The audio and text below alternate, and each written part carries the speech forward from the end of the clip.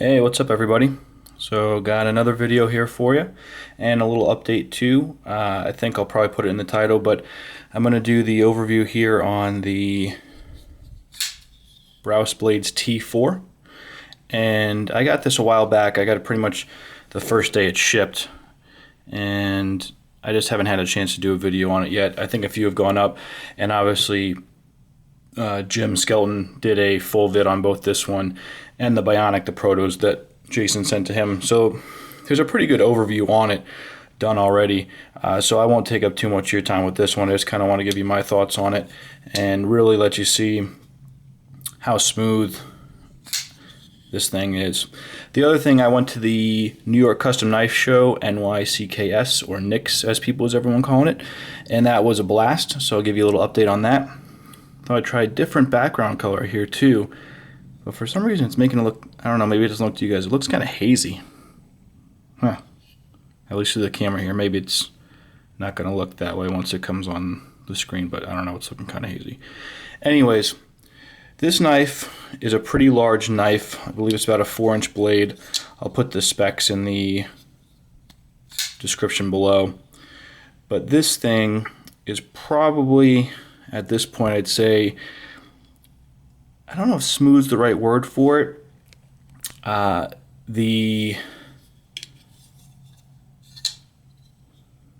Geez, I don't even know how to describe it. Because smooth, it's like gliding. I think that's what people think of when you say smooth. That it glides across the bearings, or the ball bearing, the detent.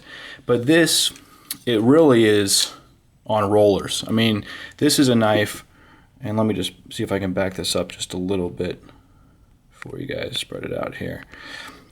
Where, I guess when I've shown other videos and I've said how smooth it is, you still feel that there's a drag. You can, and maybe if you do this really slowly, you'll feel it. But this is something where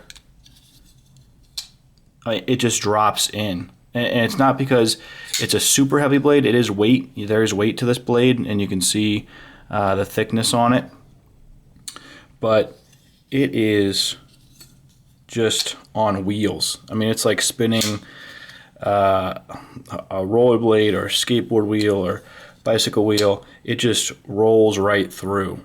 I mean, there's nothing there, and you can see how quickly that deploys. And you can deploy this one multiple ways as well. You can just pull back.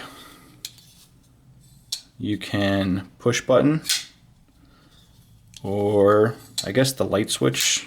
I never really understood the light switch one. I've said it before, but I guess you're kind of just rolling your knuckle and joint that way to do it. But it opens any way you want. A few things about this knife. Obviously, it was a collab between Jason and Tanium Designs, but I wasn't so sure about this one when I first saw it. I think it just had that look to it. It resembles a few different things. And I just didn't think it stood out as much as some of his other designs. But obviously this was a collab. But there were things about it that really intrigued me. One is that you have a flat grind on the blade. And most of his other knives are all hollow ground. And I know hollow ground's a big fad. Everyone loves it. And there's pros and cons to it. But from what I've seen now from the Spyderco Domino that I got, that flat grind just seems to slice so well. And so I was really excited to get a flat ground blade from Jason and try that out, and it really does slice pretty well. The other thing is the ergos on this. It looks like it should fit nice in the hand, and it really does. I mean, you put this in the hand and it fits really nicely. I guess the one thing for me, I just always love having a choil, and since this is a 4-inch blade, I just think it would be nice if you could choke up on it. But you have so much control here, either in this grip, in the reverse grip, and you have so much reach with this knife. It really is a great tactical knife, at least from all the other knives I've held and felt. I think it's going to work very well that way. The other thing is you have this kind of fuller right here, which you can use to deploy the knife to, which works very well. But when you have something that flips this great, I don't think you're really ever going to be using that. It's just an afterthought. I think the only time I've ever used this is when I first got it, just to try it out, and pretty much this video. And that's probably going to be the last time I'll ever use that. It does work, it functions, but it just, you know, it's more for I think design appeal. It's useful, but you're going to just flick this thing open every single time. The clip is great, you know, nice custom clip, different from some of his other ones that he's been doing, because he's kind of been doing the style that has the cutout piece and goes straight down and kind of has the teardrop shape a little bit to it. But this one wraps around with the blade. G10 handles, really cool flow-through back spacer, which is G10 as well. You know, so you have the back spacer, but you also have the flow-through, so you can blow out anything that gets in there. And then you can see all the skeletonization, even on the locking side. You can see those pieces in the back that were cut out, and I don't know if the light can catch it, but even right here there's a cutout. And then on the inside here, that's all skeletonized as well. So he has tried to lighten it up because it is stainless steel frames. It's not titanium frames like on the Reloader, or I'm sorry, liners like the Reloader or the Division. But this, out of all of them now, is the smoothest and possibly the fastest. I think, well, the Silent Soldier, being such a small blade, can whip out pretty fast, and the Division that I have is pretty quick, but I feel this blade is a little bit weightier than both. So that might just make it feel like it's not as fast, but you could just see this thing is insane. So a little size comparison so you can see. There's the Reloader, 3.5-inch blade, 4-inch blade, and here's the Division, which is about a 4.37-inch blade. So it gives you a little size comparison there. And like I said, you know, you can see this is smooth, but you still have to give it a little shake. Sorry about that phone going off. A little bit of shake to drop it in, right? This one, you kind of just turn it that way, and it drops. It just falls right in. So, also to give you a comparison to some other blades. Get these out of the way.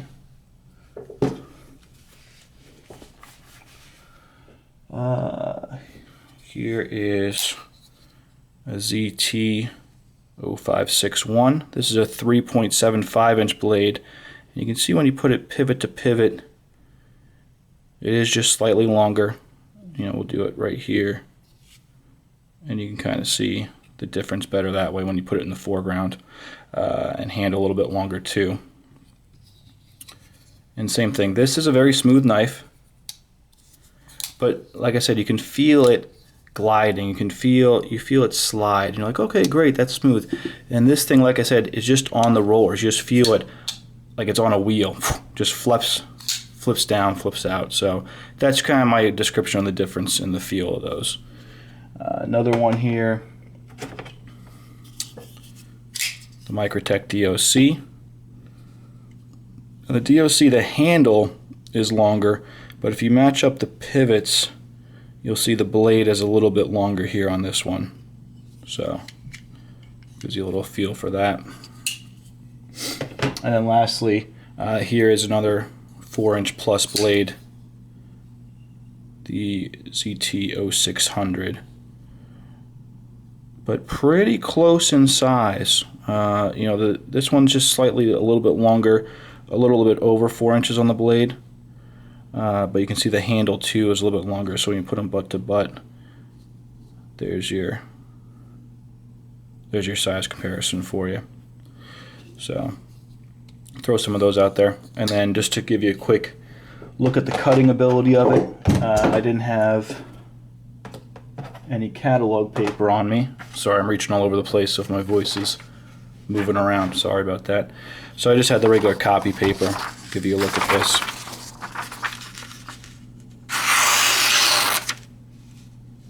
All right.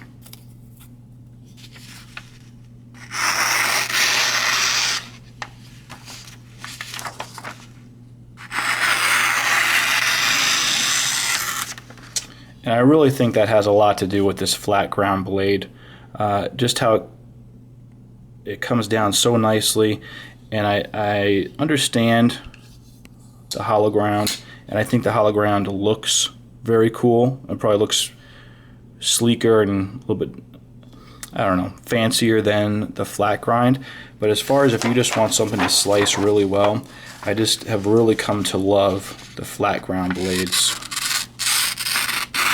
You can just see, just pulling the paper, perfect. Push right through this. You know, no problem. Do a nice slicing cut with it. Look at that, even on the bad part of the grain of the paper, it actually catches right into it.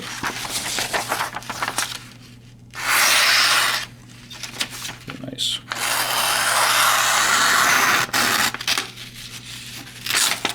Slice there. And then puncturing, no problem. So, gives you a nice look at that. Hopefully gives you a little bit more idea about it as far as from how well it flips, how well it cuts, how it feels. It is very grippy with this G10 on it, and when you put this in the pocket, it has super strong pocket clip retention. So when you drop this in, it is going to be pretty difficult to get out of the jean pockets, any of those thicker pockets that you put this in, because this grippiness of the G10 and then the strength of this pocket clip, you really are going to have that stuck in your pocket. So you got to work this a while, maybe bend this out just a tad to make it a little bit less tight. But you do have a decent part to grab onto when it sits in the pocket.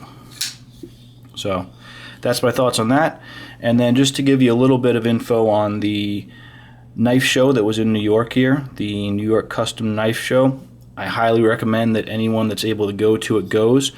I haven't been to Blade, and from the people I talked to that have been to both, they said on a ratio, the New York Custom Knife Show is about 1/10 to 1/20 the size of what Blade is.